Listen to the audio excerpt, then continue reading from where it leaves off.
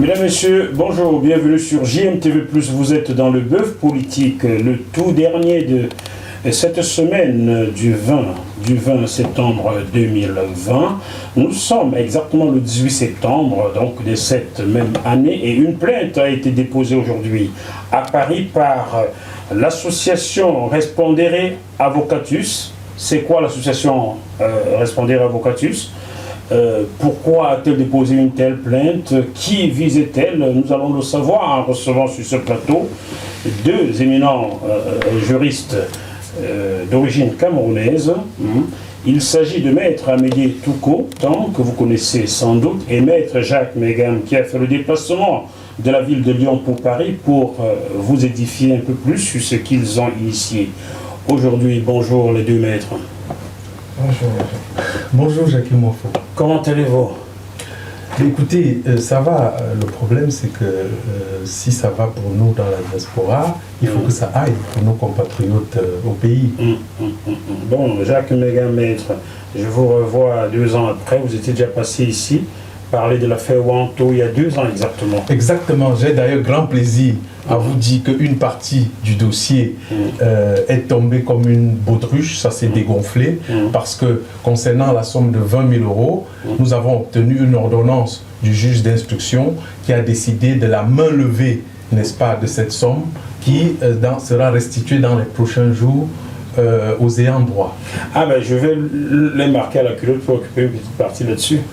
Surtout que certains ont bu du champagne avec Maître Touko juste après avoir été je vous rassure, il s'agissait des fonds d'une association. Alors, Maître Touko, je vais commencer par vous. C'est quoi cette association Respondere Avocatus? Je n'arrive pas à bien prononcer car je ne suis pas grec. Donc... je te laisse la parole, Megam. Alors, effectivement, Respondere Advocatus, ça signifie littéralement répondre avocat. En réalité, respondere en latin signifie en français répondre, c'est-à-dire répondre de ses actes. Donc, l'organisation Respondere Advocatus est un réseau d'avocats qui a pour ambition, grosso modo, de lutter contre l'impunité. On est parti d'une idée toute simple, c'est que Mandela disait la force d'un homme, ce n'est pas de ne plus avoir le sentiment de peur, c'est de pouvoir vaincre ce sentiment de peur-là. Depuis la colonisation, après la néocolonisation, jusqu'à ce jour, nous avons constaté que les Camerounais n'ont plus de droit, et notamment ils n'ont plus de droit de manifester. Et à chaque fois que les gens ont ce courage de manifester, eh bien, ils sont victimes de traitements inhumains et de torture. On s'est posé la question de savoir que faire pour apporter notre contribution pour que cette situation cesse. C'est la raison pour laquelle nous nous sommes réunis et compte tenu de ce que les États ont ce qu'on appelle le droit à la compétence universelle, on a décidé de créer cette organisation. La compétence universelle, c'est quoi? Et je vais m'arrêter là-dessus. C'est le droit pour un État de poursuivre des personnes qui sont étrangères et qui vivent à l'étranger, qui sont des autorités du pouvoir de ce pays-là à l'étranger et qui ont posé des actes de torture et de traitement inhumain. Par exemple, après la marche du 29 janvier au Cameroun, il y a un certain nombre de personnes qui ont été victimes de privation de nourriture pendant 48 heures, du 26 janvier au temps pour moi. 2019. Voilà, il y a des gens qui ont été privés de nourriture pendant 48 heures, qui ont été privés de sommeil, qui ont été privés de la possibilité de rencontrer leur avocat, de rencontrer les membres de leur famille, privés de soins, qui ont été bastonnés, frappés, humiliés. Dans ces cas-là, la France, par exemple, peut tout à fait, à travers la plainte que nous avons décidée, poursuivre les personnes concernées. Bon, j'espère que cette France va vraiment le faire, sachant comment elle fonctionne avec les autorités africaines qui sont quelquefois et même régulièrement leur laquais. Maître Touko. De toute façon, tel que nous sommes organisés, nous ne donnerons le choix ni à la France, ni aux autorités camerounaises. On est un réseau extrêmement puissant. On a l'ambition de se rallier à d'autres réseaux qui travaillent, n'est-ce pas, dans le même esprit que nous, qui sont beaucoup plus importants, beaucoup plus anciens. Je dis que la force que nous allons mobiliser n'est-ce pas, dans le cadre de notre démarche, sera si importante que la France devrait pouvoir nous donner une réponse.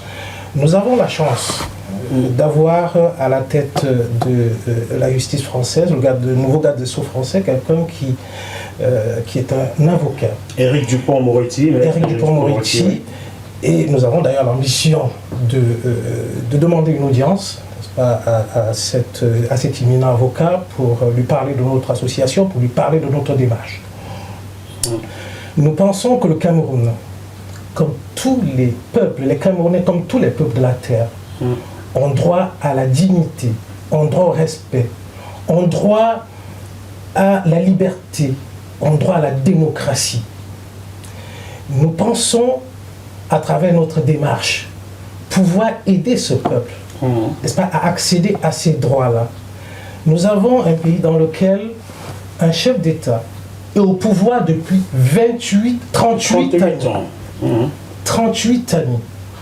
Aujourd'hui, sauf à être d'une mauvaise foi manifeste, qui peut penser que Biya aujourd'hui peut apporter quelque chose à ce Cameroun-là? Qui peut le dire? Qui peut l'imaginer? Je sais quelqu'un qui peut le dire, il s'appelle Pascal Messanga Nyamding, il était là il y a 2 jours. Oui, mais je ne veux pas commenter, n'est-ce pas, les propos de M. Pascal Messanga Nyamding. Nous savons tous à quoi ça ramène. Vraiment, c'est de la distraction. Qui peut le penser? Très clairement, Biya, c'est plus lui qui gère le Cameroun, ça c'est connu.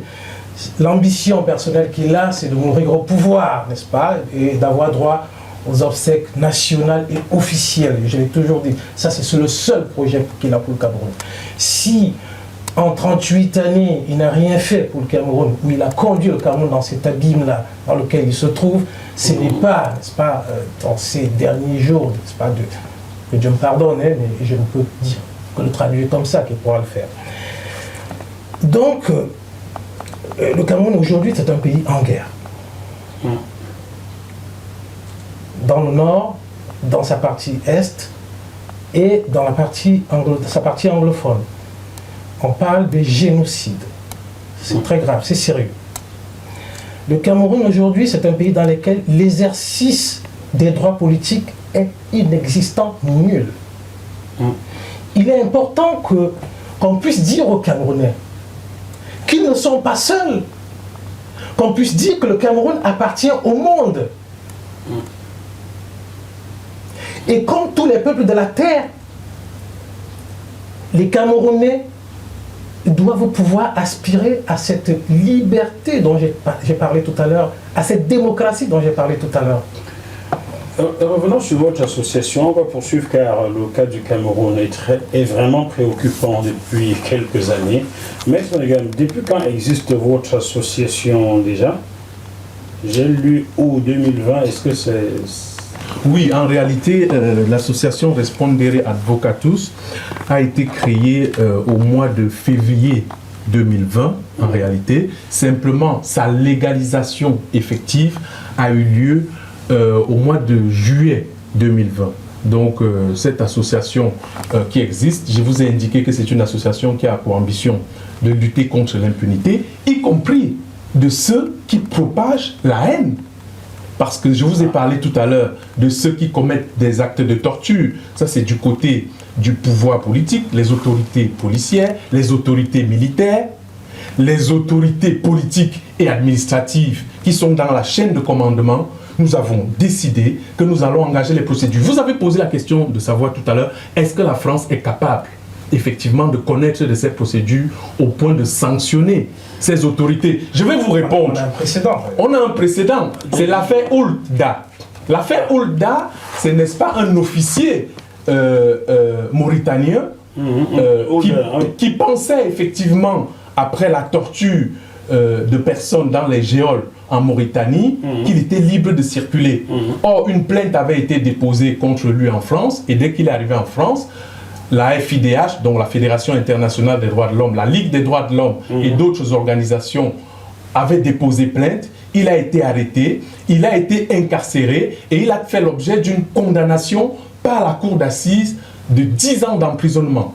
Voilà un cas. Ferme. Deuxième affaire, ferme. Bien sûr. Par contumace, parce qu'ils n'étaient pas présents. Deuxième affaire, l'affaire Ben Khalif. Il s'agit d'un Tunisien, dans le même contexte. Il a torturé une personne tunisienne lors des manifestations. Lorsqu'il est arrivé en France, il a été interpellé par l'autorité française. C'est un juge d'instruction qui avait lancé une commission rogatoire en Tunisie avec l'autorité tunisienne. Il y a une forme de coopération. Et son affaire a fait l'objet d'une instruction et il a été jugé et il y a eu une décision de 8 ans d'emprisonnement. Est-ce que ces peines-là sont exécutées? Alors, dans le cas du colonel Oulda, ouais, sa peine a été exécutée. Simplement, l'exécution de cette peine n'est pas allée à son terme. Pourquoi? Parce que après 2 années de prison, il a été constaté un matin qu'il avait été exfiltré, certainement avec la complicité d'un certain nombre de personnes au sein de l'administration. Ouais. Mais vous comprendrez à travers ce que nous voulons indiquer que il est peut-être important qu'aujourd'hui, dans notre continent et plus particulièrement au Cameroun, qu'on sache que le droit de manifester est une liberté publique constitutionnelle. D'ailleurs, je vous rappelle que le Cameroun, n'est-ce pas, fait partie de la Convention internationale contre la torture de New York de 1984. Donc nous avons ratifié cette convention. Le Cameroun ratifie tout, mais n'applique plus rien. Hein. C'est parfaitement exact. Je vous informe. Voilà. La France aussi. Hein, voilà. Pourquoi justement pourquoi le Cameroun n'applique rien? Eh bien, c'est parce que il n'y a pas de gens qui caractérisent dans un dynamisme exigeant la nécessité d'appliquer ces conventions. C'est la raison pour laquelle nous, en tant que spécialistes du droit, nous avons décidé d'apporter notre pierre à l'édification de cette œuvre-là, à savoir la réalité des manifestations publiques, la réalité des réunions publiques au Cameroun. Pour terminer, je vous donne juste un seul petit exemple. Est-ce que vous savez que les réunions de l'UPC Manidem ont été interdites depuis plusieurs années? Est-ce que vous savez que les réunions du parti de Kawala, je crois le CPP, sont interdites et qu'elle n'est même pas capable de participer au défilé? Est-ce que vous savez que les 5 dernières demandes de manifestation du MRC ont été toutes interdites? Wow. Et les 5 dernières... Les 5 dernières, alors il y en a probablement d'autres, mais les plus emblématiques, à partir du 29 janvier, on va rester sur 5. Une dernière chose, une statistique effrayante. Nouveau Droit de l'Homme, qui est une organisation camerounaise crédible, qui travaille au sein du REDAC aussi, qui est le réseau, n'est-ce pas? Le REDAC de la dame, c'est la dame qui a la tête, comment elle s'appelle la dame? Maître Alice Com, effectivement, qui est ma marraine d'ailleurs, que je salue avec grand plaisir. Bonjour maman. C'est elle qui est la présidente du conseil d'administration.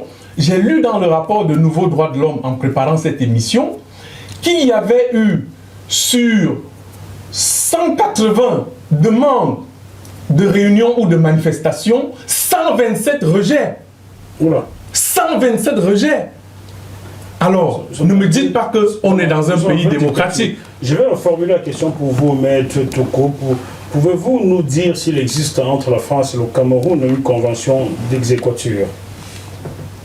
Je pense que dans le cas d'espèce, il ne s'agit pas concrètement d'exéquature. Hein. C'est autre chose quand on parle d'exéquature. Ce n'est pas, n'est-ce pas, ce n'est pas du ressort de la compétence internationale. Ce n'est pas exactement de ça qu'il s'agit. Pour rebondir sur le propos de Maître Megam, il est important, notre démarche doit accompagner, n'est-ce pas, ce qui se passe au Cameroun, aider, n'est-ce pas, le Cameroun à être un peu comme tous les autres pays, peuple du monde.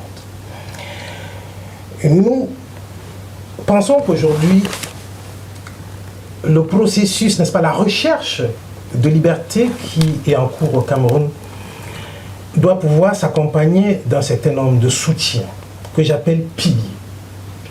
Le premier soutien, n'est-ce pas, les premiers conquérants de cette liberté, c'est le peuple camerounais. C'est ce que j'appelle le pilier politique. Le deuxième pilier, c'est la diaspora et les organisations internationales. C'est ce que j'appelle le pilier diplomatique. Nous allons apporter également tout notre concours à ce pilier-là, pour que plus que jamais, ce qui s'est passé par le passé ne se passe à l'avenir.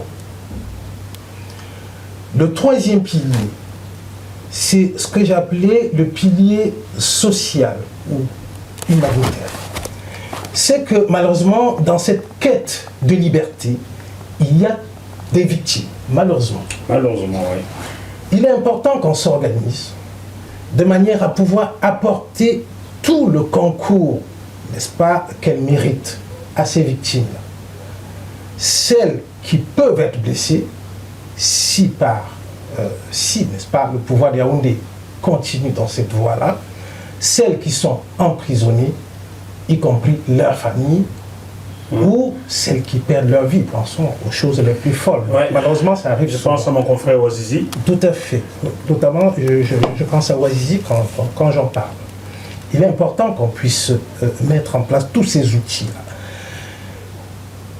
Et penser également, cette indemnisation devrait pouvoir, ou ce secours, ce concours, devrait pouvoir s'exercer en 3 temps.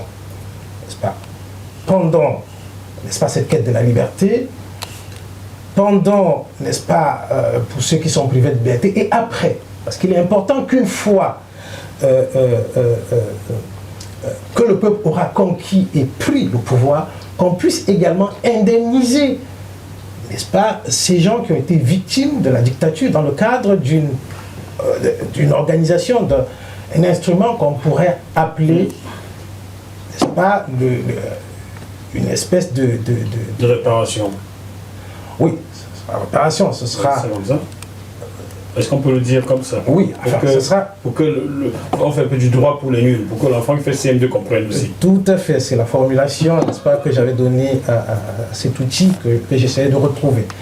J'ai appris avec enthousiasme, parce que c'est une idée que j'ai mise il y a à peu près 1 an et demi, que le professeur Kamto avait repris une partie de cette idée-là. Je souhaite qu'il reprenne toute l'idée, parce que ça c'est intéressant, toute, n'est-ce pas, cette formulation. Il y a dans le pilier judiciaire, n'est-ce pas, auquel nous avons pensé il y a également, ça fait 2 années que nous travaillons sur ce projet, vous comprenez bien qu'il y a un certain nombre de chemins qui est fait, qu'il y a de nombreux réseaux que nous avons constitués autour de cette affaire. Ce n'est pas une petite affaire, c'est un réseau important qui se veut mondial. Il est important que nous puissions créer pour ces dirigeants une insécurité partout dans le monde. Qu'ils puissent se sentir en insécurité. Ah ben bien sûr. Oui, je vous comprends bien. Quand je parle d'insécurité, c'est oui, pas... Oui, judiciaire, on comprend, j'ai bien compris, mais il y a une question qui me brûle les lèvres, je dois vous la poser à vous particulièrement, qui travaillez à Paris, on ne va pas dire où vous travaillez, je ne souhaite pas le dire, si vous le dites, vous le direz. On sait très bien que ces dirigeants africains sont cooptés par une certaine France-Afrique qui est logée quelque part ici à Paris. Ça, personne ne va nous contredire. Ce sont ces mêmes personnes qui cooptent les autorités africaines qui risquent de se sentir visées par vos plaintes contre leurs protégés. Comment allez-vous contourner cet obstacle? Allez-vous incriminer et ceux d'ici et les laquais de là-bas?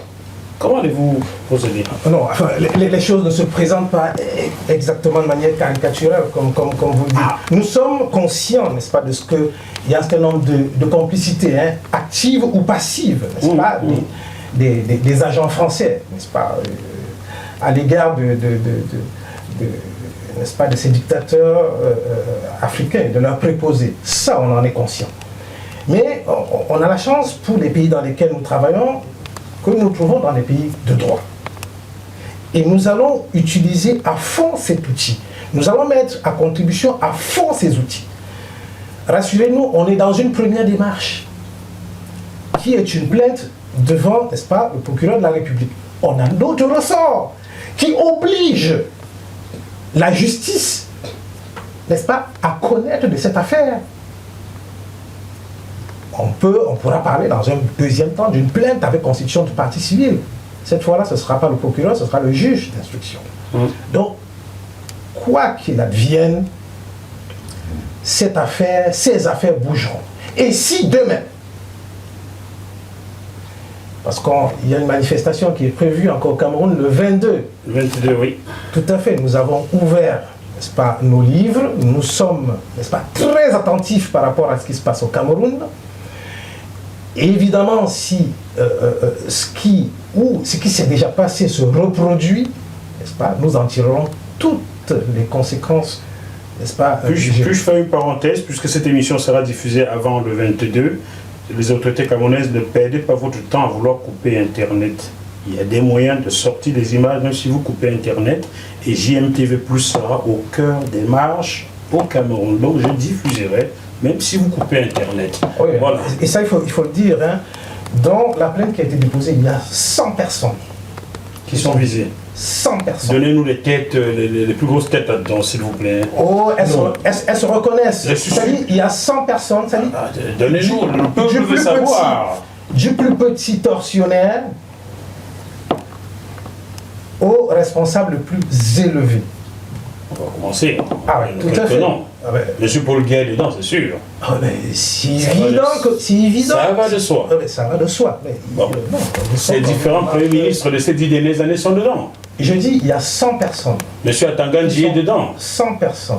Le nombre exact. Monsieur Mwafo, Je veux pas nous il donner est les noms. évident, Donnez-nous les noms, nous aimons les noms ici. il est évident Oui, que pour déposer cette plainte, il a fallu faire un travail.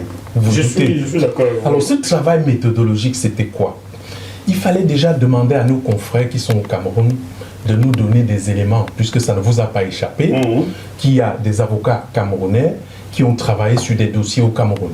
Ça, c'est le J'ai premier bien point. compris, Maître Alice, comme par exemple. Le deuxième point, c'est que ça ne vous a pas également échappé qu'il y a eu des enquêtes des bien organisations internationales et nationales sur tous les actes de barbarie et de torture qui a eu lieu dans notre pays.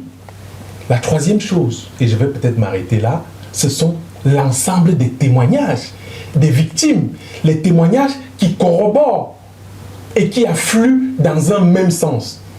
D'autant plus intéressant que ces gens ont pu citer les noms, non seulement des officiers, mais aussi des personnes qui sont dans les chaînes de commandement, que ce soit politique ou administratif, ou commandement policier, on a eu des noms. Alors, effectivement, on a procédé également par des canaux d'information à des vérifications. Par la suite, il appartiendra au juge français, en tout cas c'est celui qui est saisi pour l'instant, d'indiquer si effectivement ces autorités, à travers les éléments qu'on a apportés, si ces autorités méritent d'être coupables de torture. Je rappelle qu'en France, la torture, lorsqu'elle est faite à la suite de manifestations, elle est condamnable à 15 ans d'emprisonnement. Si un policier a tiré sur une personne pendant une manifestation pacifique et qu'il est démontré que cette personne n'avait pas d'arme et qu'elle n'a pas attaqué le policier, il est évident que cet acte-là peut être considéré comme un acte matériel. Cela inhumain. signifie-t-il que le policier qui a tiré sur Maître Ndoki, sur Célestin Djamène, doit être poursuivi? Mais absolument. Il est nécessaire Ah, qu'un c'est tel bon, policier c'est soit poursuivi. Pourquoi? Parce que on voit bien sur les images, là il faut être concret, que Maître Ndoki manifeste avec les mains vides. Main vide, ouais. Et elle ne pose aucun danger au moment où elle manifeste. D'où vient-il donc qu'une personne armée décide de tirer sur elle? Vrai pour Maître Ndoki, ceci l'est également pour M. Célestin Djamène, Ou pour le jeune gars, anonyme. Voilà. Tu veux marcher, allez, vas-y, marche, et boum. Ah ouais. C'est sûr. Voilà. Donc ça, c'est des actes typiques, n'est-ce pas, de barbarie, ou si vous voulez, pour être beaucoup plus prosaïque et concret, d'actes de torture, de traitement inhumain et dégradant. De toute façon, on est dans une démarche extrêmement... nous sommes déterminés. Les autorités camerounaises qui s'inscrivent dans cette forme de barbarie, les Camerounais attendaient le développement, on leur a apporté l'ensauvagement. Nous leur disons, nous sommes déterminés. Nous irons jusqu'au bout. Et la nébuleuse, je préfère appeler ça comme ça, que nous allons construire autour de cette barbarie pour l'emprisonner, elle va sévir. Ils ont décidé, ils veulent être populaires, ils veulent être connus, tristement populaires. Nous allons les aider à être populaires dans le monde entier. Nous allons les y aider. Mais malheureusement pour eux, ils aiment bien sortir du Cameroun. Ils aiment bien voyager, ils aiment bien aller en France, aux États-Unis, etc. Bon, certains vivent en Suisse et dirigent au Cameroun. Tout à fait. Nous allons trouver le moyen, et nous y sommes pratiquement, de les empêcher de se retrouver dans ces pays-là. Essentiellement par les moyens du droit. D'accord. Le député suisse Sylvain Trévos est un peu dans la même démarche, mais sur le plan politique, car il a initié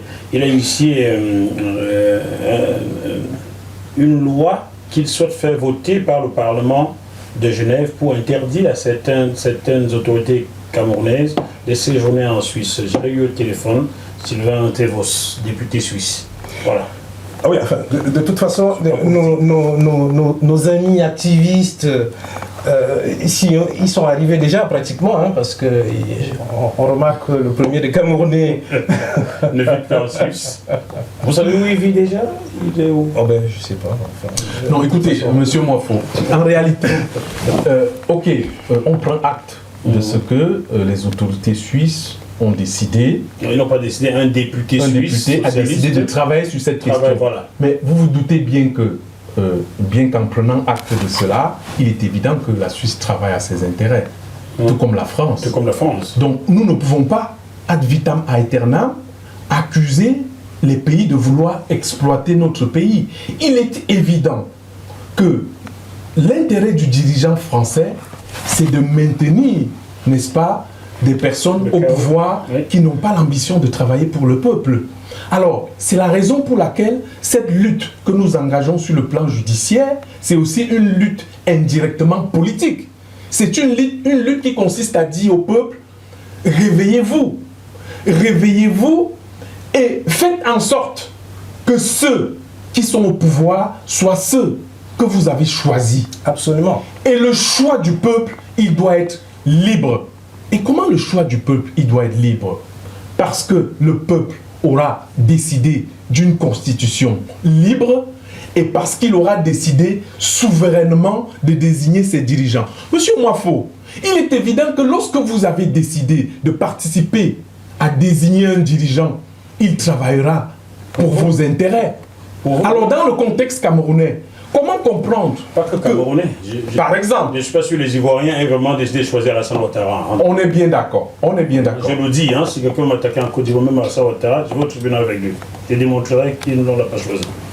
Poursuivez Maître Begam. Voilà, ce que je voulais indiquer, c'est que il appartient à nous, Africains, que ce soit de la diaspora ou aux Africains qui sont sur nos territoires en Afrique, c'est à eux de se lever et de se battre.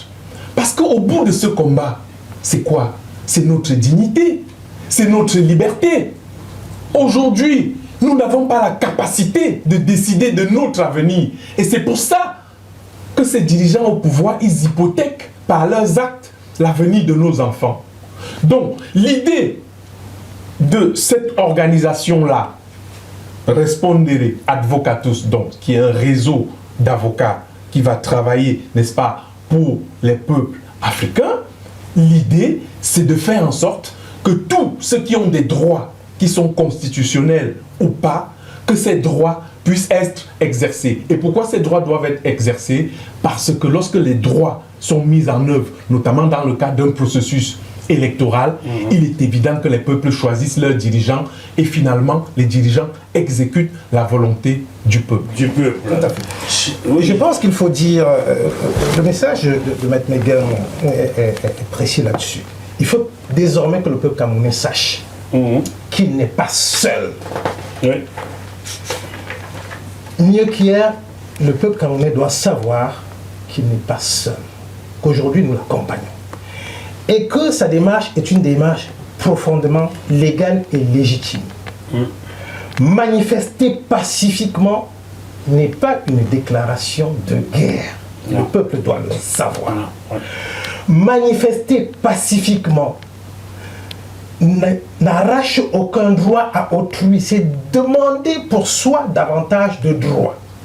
Et dans le cas d'espèce, c'est demander pour tous davantage de droits. Ça ne réduit pas les droits. Chers téléspectateurs, vous êtes toujours dans le bœuf politique sur JMTV+. Nous recevons aujourd'hui, vous l'avez constaté, Maître Megam, avocat au barreau de Lyon, c'est bien ça? Tout à fait, oui. Président de l'association Respondere Advocatus. Respondere Advocatus, pardon, il ne faut pas que j'enlève le S. Ah non, surtout pas. Chose. Et Maître Amédée... Les latins vous en voudraient. Surtout, je me suis mis en latin. Maître Amédée Toukotam, vous n'êtes pas... Secrétaire général de l'association. Secrétaire général de l'association, mais je ne dirais pas où vous bossez, mais vous êtes, si vous savez où vous bossez, ce n'est pas nécessaire. Je ne vous le dirai pas. Je suis allé voir tout seul quand j'ai interviewé Maître Basile Adair, donc vous voyez ce que c'est. Alors, dites-moi, les deux maîtres, bon, Maître Touro, qui a autant de paroles, et il me parle pas celui de Jacques Megam, peut-être parce que c'est un autre Jacques comme moi, je lui laisse un peu plus de paroles. Cette association, réseau Respondere Advocatus, hein,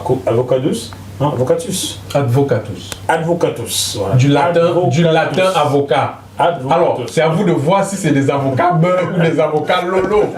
Non, moi je fais le beurre. Je fais les bons avocats de Bouddha.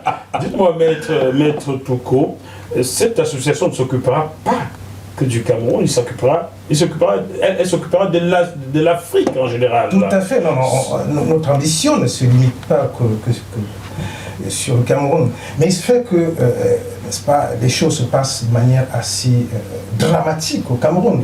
Il se fait également que nous sommes pour un certain nombre de responsables de cette association, ressortissants, n'est-ce pas, d'origine camerounaise. Je veux dire, pour compléter également ce que Maître Jacques Megam a dit tout à l'heure, dans notre association, il n'y a pas que des juristes. Hein. On a... Ah oui.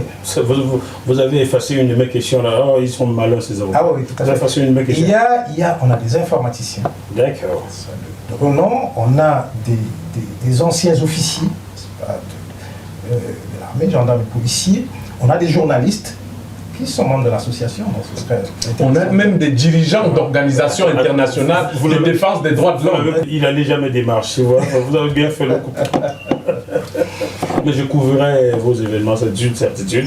Que je sois membre ou pas, je couvrirai. Et je me bats pour les droits de l'homme. Vous n'avez qu'à lire mon livre, Ils ont vendu mon frère, pour comprendre que dès mon entrée en France, je me battais pour les demandeurs d'asile primo arrivant en France.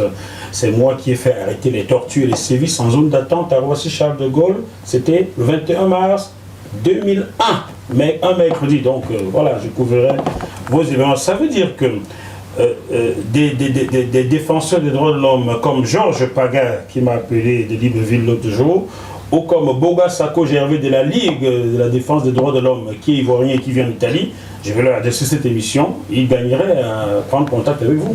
En réalité, nous avons l'esprit africaniste. Et d'ailleurs, pour ne rien vous cacher, à titre personnel, je suis panafricaniste. Pourquoi? Parce que ce que les peuples vivent en Afrique, si on prend le cas du Cameroun, c'est la même chose en Côte d'Ivoire. Au Gabon, c'est même pire. Au Gabon, c'est exactement pareil. C'est pour ça que si vous avez remarqué, il y a aujourd'hui une convergence idéologique, de telle sorte que lorsque aujourd'hui un peuple se bat, il est accompagné par les ressortissants d'autres peuples africains. Voilà. Donc, je pense qu'aujourd'hui, réduire la bataille sur le Cameroun serait une erreur. Pourquoi? Parce que aujourd'hui, on a besoin d'une mutualisation de nos forces pour aboutir à ce que j'ai dit d'entrée, le respect de la dignité des peuples africains. Maître Touko, alors vous avez déposé une plainte contre les autorités camerounaises ce vendredi 18 septembre 2020. Mais êtes-vous seule association dans ce créneau-là? Je pense qu'il y a d'autres Camerounais qui en début d'année avaient déjà déposé une plainte, toujours contre les mêmes autorités camerounaises, non? Enfin, ça je ne sais pas, c'est possible, hein, donc toutes les associations ne me rendent pas compte de leur démarche. Mais je vous ai dit tantôt, avant que vous me posiez cette question, que cette plainte est une première d'une série. Parce qu'il y a un certain nombre de crimes qui sont restés impunis au Cameroun. Nous avons l'ambition de mettre, n'est-ce pas, les dirigeants camerounais face à leurs responsabilités, de soumettre ces situations, n'est-ce pas, à la justice. pas, dans les pays qui seront compétents à connaître de ces affaires-là. Nous pensons notamment à une affaire qui a révulsé, n'est-ce pas, l'opinion camerounaise et internationale, notamment l'affaire Guérandi Bara. Vous avez appris la disparition de cet officier de manière assez étrange. Ouais. Et aujourd'hui, personne n'en sait rien. Je suis un peu estomaqué. Je vais vous faire une confidence et les Camerounais vont le savoir. Guérandi Bara, je le vois en 2013 ici à Paris. C'est l'unique fois d'ailleurs où je l'ai rencontré. Et je suis en train d'aller au Gabon. Il me charge de passer un bonjour à un de ses amis là-bas. L'ami me remet un petit paquet pour lui. Je reviens à Paris. Je le cherche. Le téléphone ne répond plus. L'email ne répond plus. Il a disparu. Jusqu'aujourd'hui, 7 ans après, je n'ai pas de nouvelles. Eh bien, nous avons l'ambition de demander à la justice de nous dire la vérité sur cette situation-là. Et nous pensons que la justice a les moyens de le faire. Nous allons y arriver. Ça ressemble un peu à l'histoire Mehdi Ben Barka, la Guérandi. La justice nous le dira. Monsieur Moifo, Oui.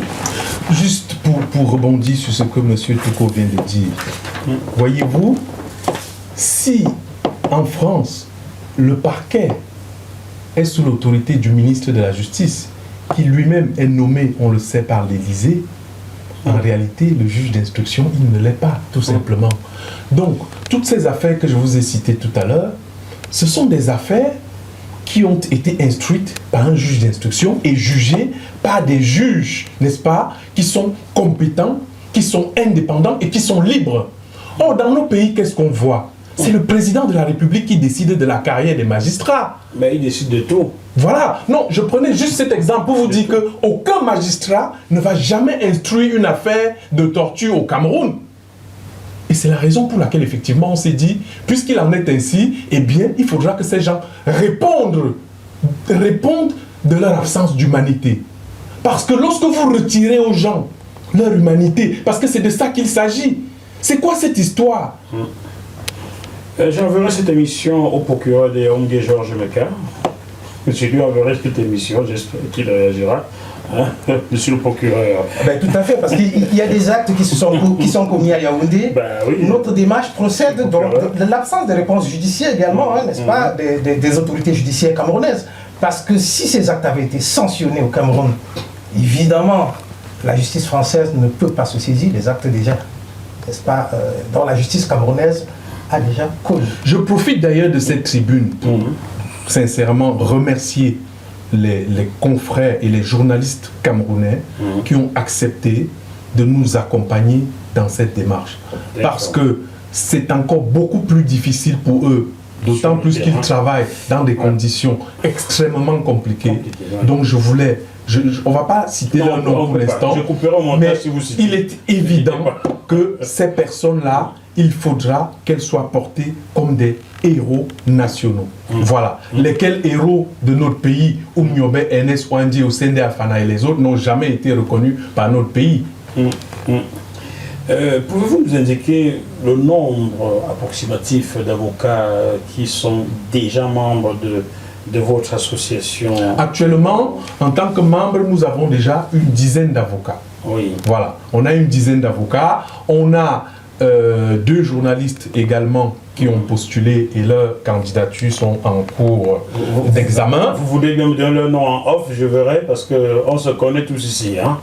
Il y en a qui ne sont pas en français, tous ne sont pas forcément en France. D'accord, ils ne sont pas tous en France. Non, absolument pas. Il y a des adhérents qui sont au Rwanda, par exemple. Ah, tout à fait. Voilà. On a un adhérent au Rwanda qui est directeur d'une organisation internationale de défense des droits de l'homme. Vous vous doutez que notre organisation, elle compte, n'est-ce pas, avoir des cibles précises pour faire un travail de fond. Et c'est la raison pour laquelle nous avons travaillé pendant 2 ans. Alors, je vais vous confier quelqu'un qui était là il y a 2 mois, Bernard Bragard, ancien conseiller technique de Max Gallo, quand Max était porte-parole du gouvernement de Pierre Mauroy, sous Mitterrand. Bernard Bragard, ancien maire de Courcouronne. Bernard Bragard qui a renversé Jacques Médecin dans la mafia du Var, que vous connaissez très bien, était là il y a 2 mois, il disait. Manifester, aller crier dans les rues, c'est bien, mais il serait bien que les Africains se constituent en lobby et attaquent en justice. J'ai l'impression que sans le vouloir, vous l'avez enfin écouté. Et c'est ce que vous faites là aujourd'hui. Aller sur le terrain du droit pour Monsieur Moifo, de toute façon, nous sommes décidés à... Monsieur Moifo, ce que vous ne savez pas, c'est que nous, on ne va pas être seuls. On va travailler avec d'autres organisations de défense des droits de l'homme. Par exemple, il y a déjà Agir ensemble pour les droits de l'homme, avec laquelle nous allons travailler. C'est une organisation de défense des droits de l'homme qui intervient partout dans le monde. Il y a la Ligue des droits de l'homme, il y a la Fédération internationale des droits de l'homme. Donc, nous ne pouvons pas travailler tout seuls, c'est impossible. Puisque nous avons nos activités professionnelles, et puis aussi, on veut, n'est-ce pas, créer une sorte de cercle vertueux qui permettent véritablement d'avoir non seulement des compétences, mais des personnes qui peuvent influer l'action politique pour qu'on puisse aboutir à nos actions. Permettez-moi de vous présenter ce livre qui est de l'un de vos confrères, et ensuite je vous dirai ce qui lui arrive, et vous rebondirez derrière. Relations Afrique-France et les gâchis français, plaidoyer pour un changement de paradigme dans la politique africaine de la France, qui est de Pierre Moukoko, qui est juriste, qui vit ici en France depuis 36 ans. Sachez que ce monsieur, depuis l'apparition de ce livre, est très emmerdé dans son lieu de service. Ne craignez-vous pas des représailles, vous? Car oui, ça existe en France, je parle. L'auteur de ce livre connaît des représailles dans son boulot en ce moment.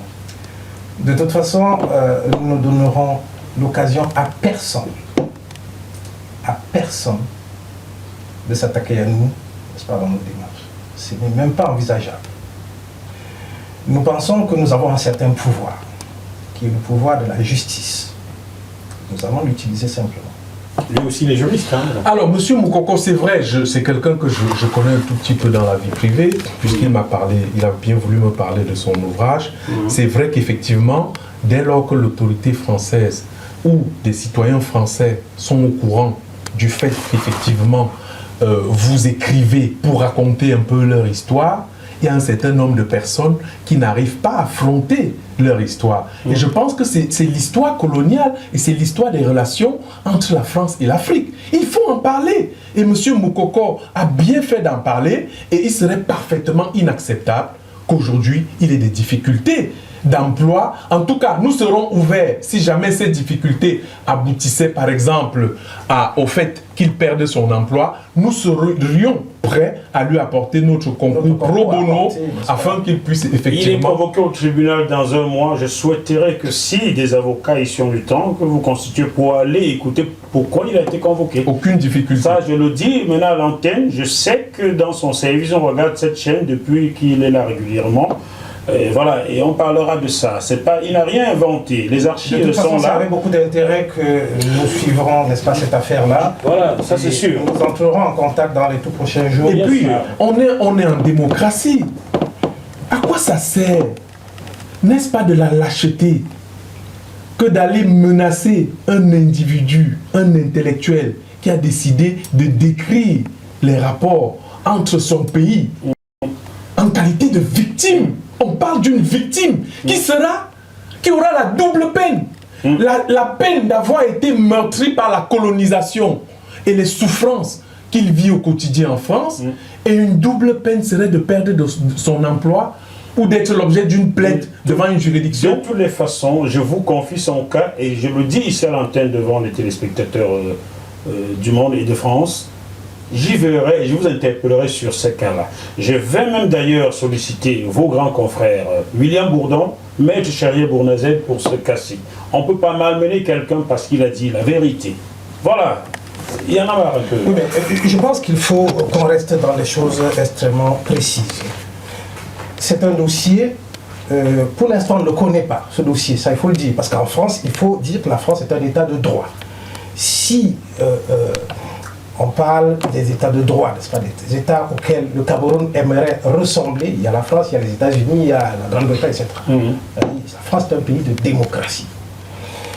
Et vu sous cet angle-là, nous pensons que si cette situation est portée devant la justice française, évidemment, n'est-ce pas, justice devra lui être rendue.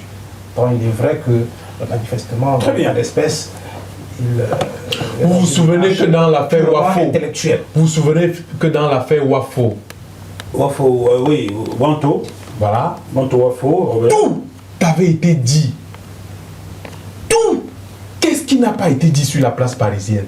J'avais demandé à mon client de rester calme et que la vérité finirait par triompher. Vous savez, monsieur Wafo, il y a le temps des commérages et il y a le temps de la justice.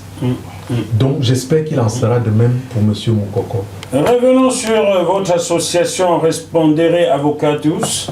J'espère que je prononce mieux maintenant. Beaucoup mieux. Ça commence à finir. Oh là là, mon Dieu, mon pauvre, pauvre. Oh my goodness. Ok. Les frais d'adhésion, y a-t-il des frais d'adhésion à votre association? Non, enfin, frais d'adhésion, non. Non. Il peut avoir des obligations, n'est-ce pas, financières une fois qu'on est membre de l'association, mais pour, on ne paye pas pour être membre. Faut-il être coopté pour être membre de cette association? Oui, il faut dire qu'il y a des conditions. Il y a des conditions. Les dossiers, une fois déposés, sont examinés, parce que nous avons des statuts qui indiquent clairement comment est-ce qu'on devient membre de notre association. J'en profite pour dire d'ailleurs que nous avons un site internet que nous allons diffuser dans les prochains jours, qui fonctionne déjà, sur lequel nous allons indiquer, n'est-ce pas, pour le grand public, comment est-ce qu'on adhère à notre association, comment est-ce qu'on s'adresse à nous. Ce sera pour le public une porte d'entrée qui permettrait, n'est-ce pas, d'échanger. Ça va plaire aux renseignements généraux, votre site. Hein. Ah oui, enfin, c'est tant mieux, parce que nous ne faisons pas... Vous suivez mon regard. Nous ne faisons pas du terrorisme. Vous suivez mon regard. Vous savez, la démocratie, l'un des critères essentiels de la démocratie, c'est la transparence. Pourquoi ne souhaitez pas, vous, que les citoyens soient au courant de l'existence d'un tel site? Cela permettrait aux gens qui sont torturés de pouvoir faire en sorte que leurs conseils et d'autres transmettent les images. Ce qui permettrait, dès lors qu'on a les images et qu'on a enquêté et vérifié la réalité de ces images-là, de les porter à la connaissance, n'est-ce pas, des autorités en charge de mener les enquêtes. Voilà. D'ailleurs, nous disons dans cet ordre d'idée-là que nous sommes en train de constituer, n'est-ce pas, en ce qui concerne les violations des droits de l'homme partout en Afrique, une banque de données extrêmement importante. Nous avons l'ambition d'ici une dizaine d'années d'être une référence, n'est-ce pas, en matière de conservation d'archives, n'est-ce pas, dans cette perspective-là. En ce qui concerne le Cameroun, nous sommes déjà très avancés. Et nous continuons, n'est-ce pas, Oula. Vous avez travaillé dans l'ombre, hein? Oui, depuis 2 ans, nous travaillons, monsieur Moifo. Ouais. Nous travaillons. Je ne savais pas. Monsieur Moifo, je pense que même les autorités dont on parle au Cameroun, ils doivent être quand même fiers de nous. Parce qu'ils doivent se dire, Netouko et moi-même, nous avons fait notre cursus au Cameroun. Ils doivent être fiers de nous parce que nous, ce qu'on veut, c'est le bien de notre peuple. Ce qu'on veut, c'est la défense de la dignité des femmes, des hommes. Ce que nous souhaitons, c'est par exemple qu'en prison, que les gens ne soient plus torturés, qu'on ne mélange plus les hommes des femmes, qu'on ne mélange plus les mineurs avec les aînés, qu'on ne mélange plus les prisonniers politiques avec les prisonniers du grand banditisme. Avec un jeune garçon soupçonné d'avoir reçu les épreuves du bac, je dis ce que je sais, car j'ai reçu les images de l'intérieur de la prison. Ce jeune Kevin était au milieu des prisonniers politiques. C'est ignoble, je peux le dire. Des bandits de grand chemin. Et des bandits de grand chemin. Un jeune homme de 18 ans, mis au milieu des prisonniers politiques et des bandits, qu'est-ce que cet enfant y faisait? Voilà, on l'a libéré enfin.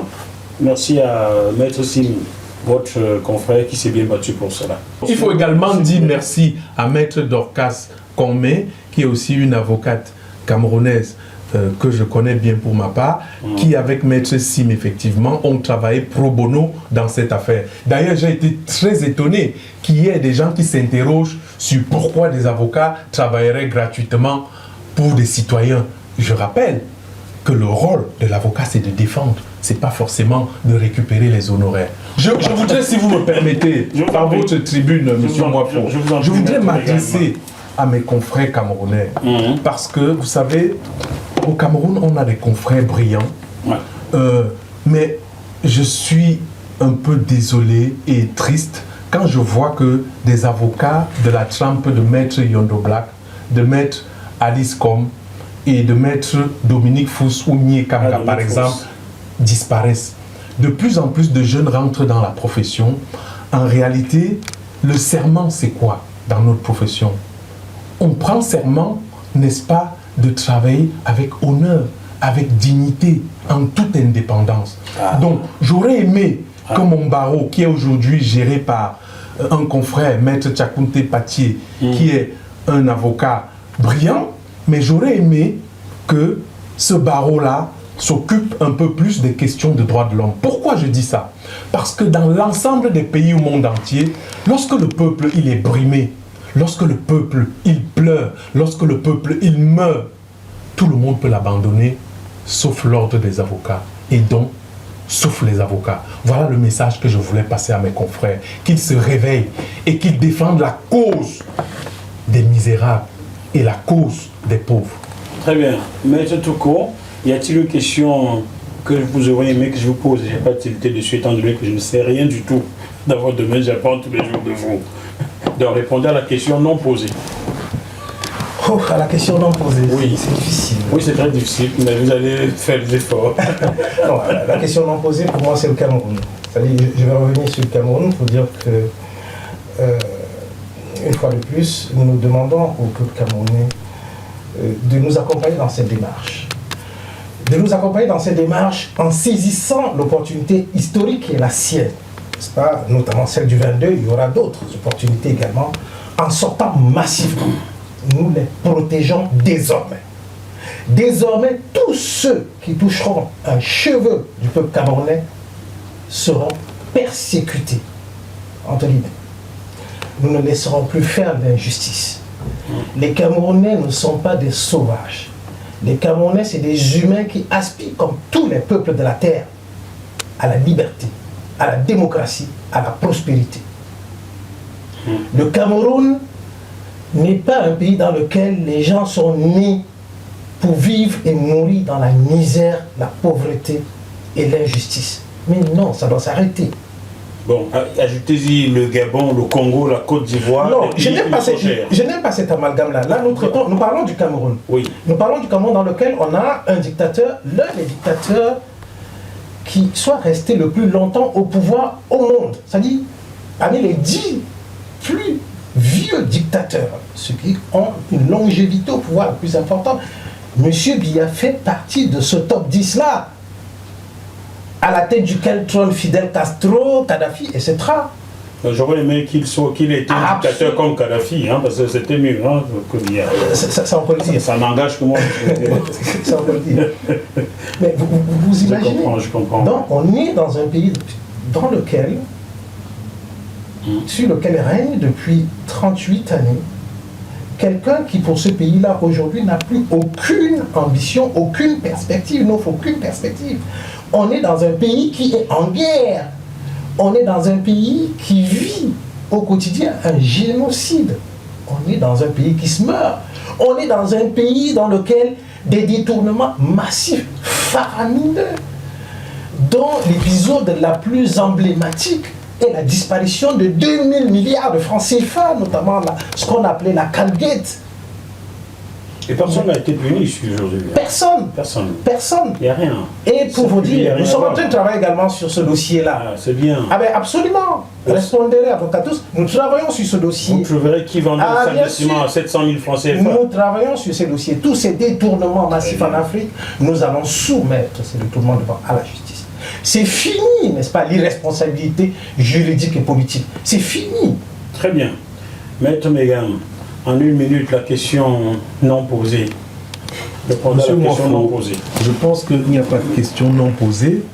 Simplement, je voudrais m'adresser aux autorités africaines en général et camerounaises en particulier. Elles sont là. Je voudrais dire, n'est-ce pas, à toutes ces autorités, à ces gens qui ont le pouvoir, vous savez, le pouvoir de la violence légitime.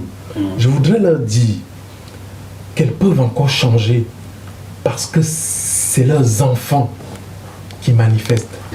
Leurs enfants ne manifestent pas parce qu'ils les détestent. Leurs enfants manifestent parce qu'ils n'ont plus de force. Ils sont dans la misère la plus totale. Et aujourd'hui, lorsqu'ils regardent le tunnel, ils ne voient que le noir. Donc, je voulais leur dire qu'enfin qu'ils aient l'occasion de respecter leur simple droit, dans leur plus simple expression, le droit de manifester. Parce qu'une personne qui veut manifester sa colère, en tant que parent, on devrait les écouter. En tant que responsable politique, respondere politique, c'est de répondre à la demande de ces gens. Voilà le message que je peux passer à nos autorités. Oui, ce que j'étais en train de dire tout à l'heure, parlant de... Vous n'avez pas répondu à la question non posée là. J'étais en train d'aller conclure. Ah oui, non, il a parlé de manifestation. Je voulais ajouter quelque chose d'extrêmement précis. Il faut que dans ce pays, on arrête de considérer le droit de manifester comme un acte de délinquance. Mais vous imaginez pas à quel point manifester pacifiquement est un droit reconnu par la Constitution. Manifester pacifiquement, c'est s'assumer, n'est-ce pas, en démocratie, en tant que citoyen. Manifester pacifiquement n'enlève à autrui aucun droit. Je vous l'ai dit tout à l'heure. C'est revendiquer pour soi davantage de droits. Manifester pacifiquement, ce n'est pas un acte de délinquance. C'est bien compris. Ça, il faut que les Camerounais le sachent. Et ils doivent plus que jamais,